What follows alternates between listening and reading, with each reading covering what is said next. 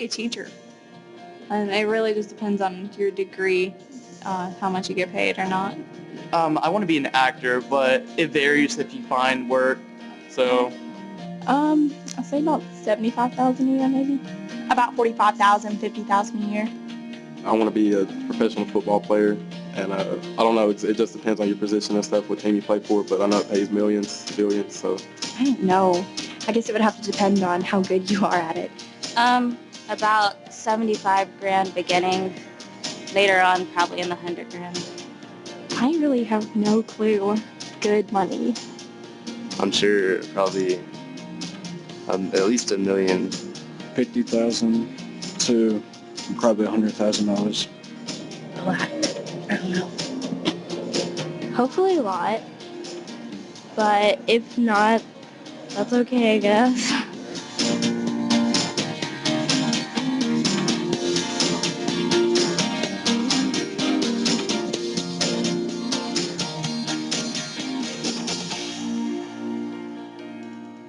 I'll never forget, after I graduated from college, I woke up one morning and thought, oh my gosh, I have to go to work.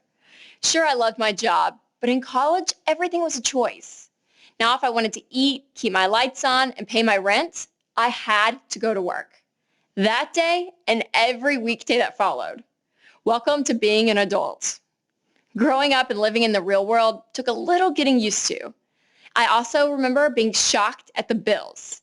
Things I used to take for granted, like cable and food, were now my responsibility. It's basically like, if you've got the money, you eat, and if you don't, well, you don't.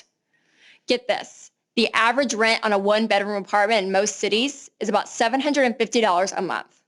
And for water and electricity, which are kind of important too, we're talking about $200 a month. Food will cost you around $250 a month, and yes, that's just for one person. That's $1,200 a month already.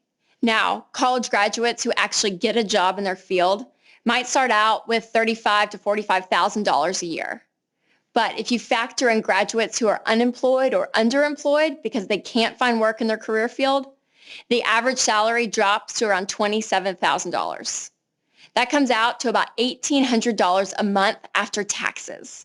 Yes, I said taxes. Don't expect to see all of that $27,000 come home with you.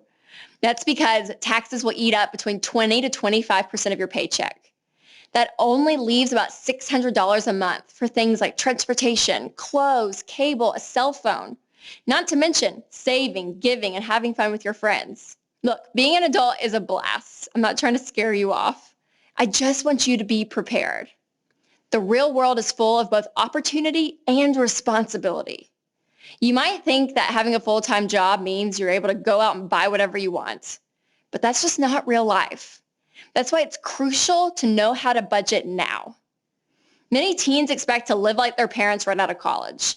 You know, a big house with nice furniture, a new car. But here's the deal. Your parents didn't have all of those things when they were starting out. If you don't believe me, just ask them. Listen to the story of their humble beginnings, their first apartment or car, or where they used to go out to eat for dinner. Someday you'll look back on your first car with one working window or your Craigslist coffee table and you'll laugh.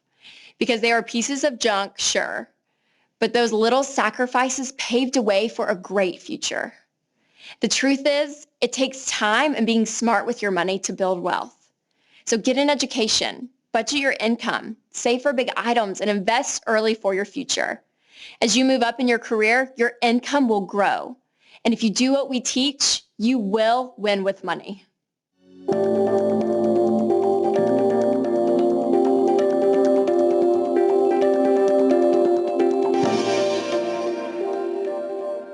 For me personally, it was a matter of I'd played football and I knew that I would love to play at the next level. I had an agent that seemed to think that me going to the Canadian Football League would potentially lead to the NFL.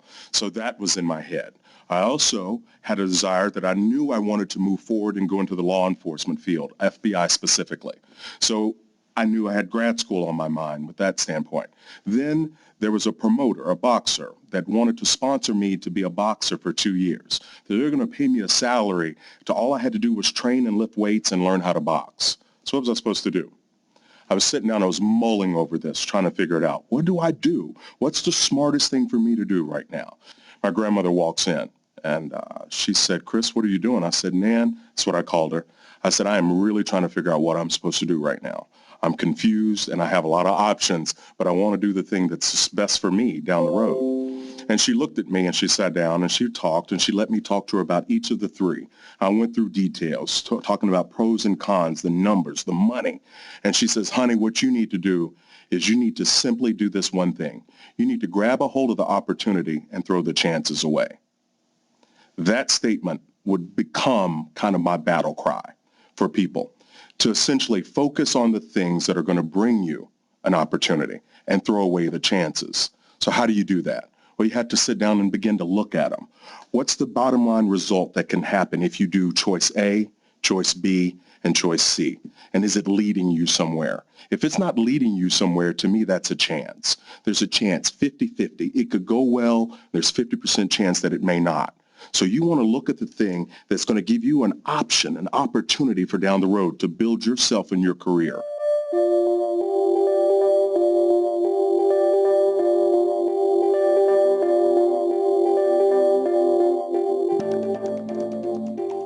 Calvin Coolidge said this. He said, nothing in the world can take the place of persistence. Talent will not. Nothing is more common than unsuccessful men with talent.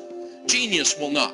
Unrewarded genius is almost a proverb. Education will not. The world is full of educated derelicts. Persistence and determination alone are omnipotent. The slogan, Press On, has solved and always will solve the problems of the human race.